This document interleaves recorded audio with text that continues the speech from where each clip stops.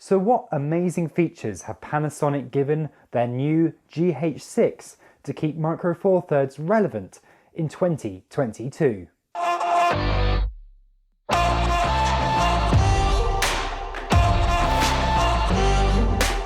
Hello, my name is Jonathan Palfrey and welcome back to my YouTube channel. Please like and subscribe as always, as it massively helps me out. Now today I wanted to have a quick chat to you about these leaked specs of the new Panasonic GH6. The actual official launch is coming in a few days, so we'll know all the official details then. However, it seems like it has already all been leaked. And well, looking at the specs, and I'm not going to go through all of these in detail, there's been other people who've done videos with much more detail than I have, and I think if you're watching this, you probably know all of them anyway, but here they are on the screen, just in case you haven't seen them. But looking through it, there's nothing really there that's really standing out. There's nothing there that I would say is blowing me away, which I kind of was hoping from with the GH6. You know, we've seen some really great specs from all the camera manufacturers lately, including Panasonic as well. And the fact that you're not getting full frame, obviously, because it's Micro Four Thirds, I was hoping that maybe we'd see something else special. Yes, you're getting that 120 4K, which is impressive. Don't get me wrong, that is very impressive at the price bracket.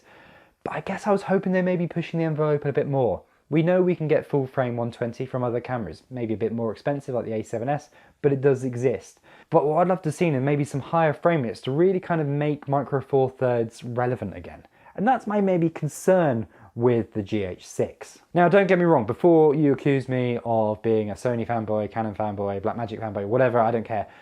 We used to own a Panasonic GH5. Up until 2 years ago, we used it a hell of a lot. It was one of my favorite cameras of all time. A lot of big shoots we actually shot with that camera just because of how good the image quality was and how well it worked on a gimbal. The stabilization was incredible. It's something I really have missed ever since. You know, being able to just quickly grab detail shots, for example, when filming a resort in a room, running around, filming at 50 frames or 60 frames, with that stabilization, you just got buttery smooth kind of little mini slider shots with such ease. And the one issue I had with the camera really was I just wished it had a bigger sensor.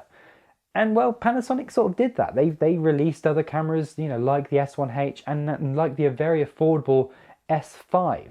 So with those cameras in their lineup and in their existence, other than for people who have a huge investment in Micro Four Thirds lenses, where does the GH6 actually sit? I mean, this is where I'd love to have a conversation with you guys in the chat, because I am struggling to see where a Micro Four Thirds camera now fits in the industry, unless it's very affordable and entry level. That's where the Pocket 4K really has still something that shines.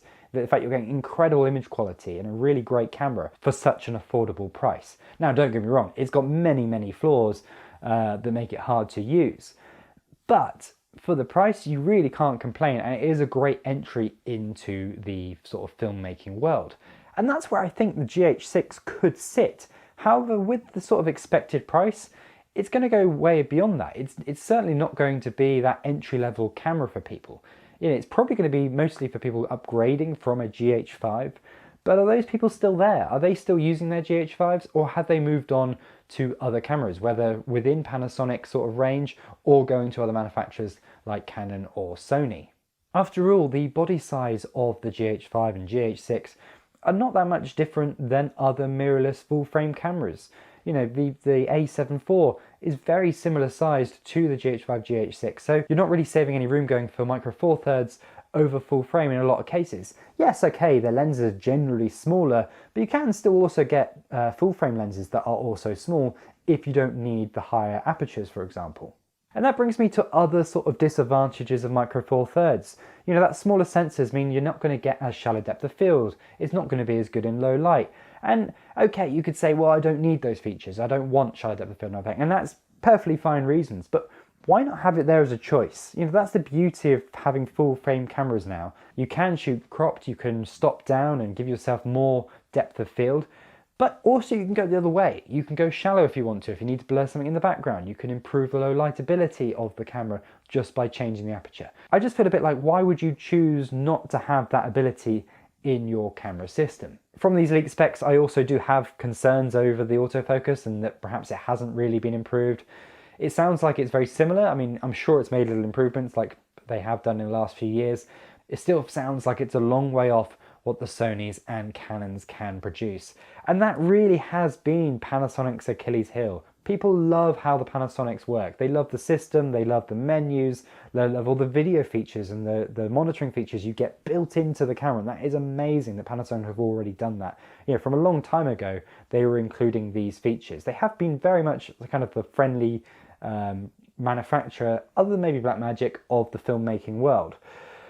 But now people are asking for more. They're expecting more. I would argue that autofocus is one of kind of the base features that I'd expect any professional camera now to have. I mean, we've got good autofocus in such a wide range of cameras and price brackets that I don't think it's excusable anymore not to have a decent autofocus system built straight into the camera. There of course is 5.7K because it has a 25 megapixel camera, and that's great, and it's good to see that we can shoot almost 6K on this camera. But you know, we have already seen that in the Blackmagic Pocket 6K Pro, and that has things like built-in ND filters as well. So I wouldn't say that's necessarily a huge advantage over any particular competition there either. Probably the most standout addition to this new camera is the inclusion of Prores HQ.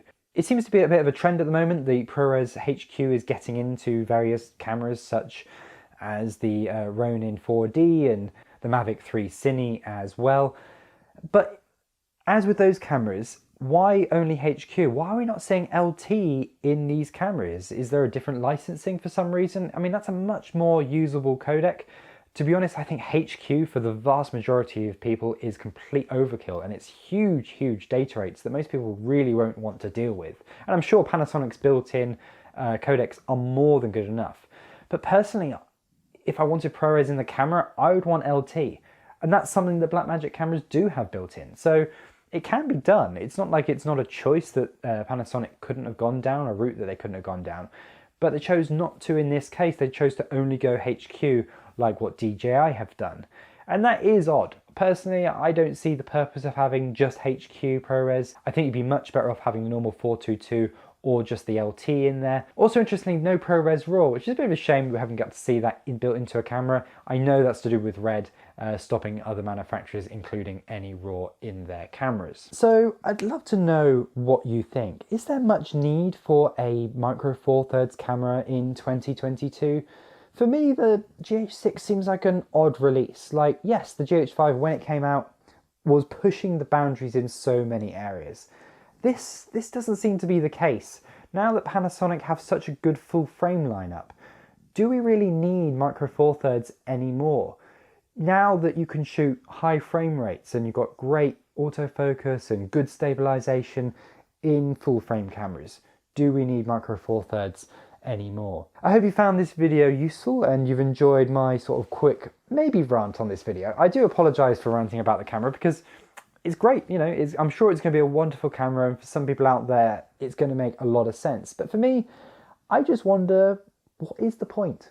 I hope you've enjoyed this. If you have, please like and subscribe, and I will see you next time. Thank you very much. Goodbye.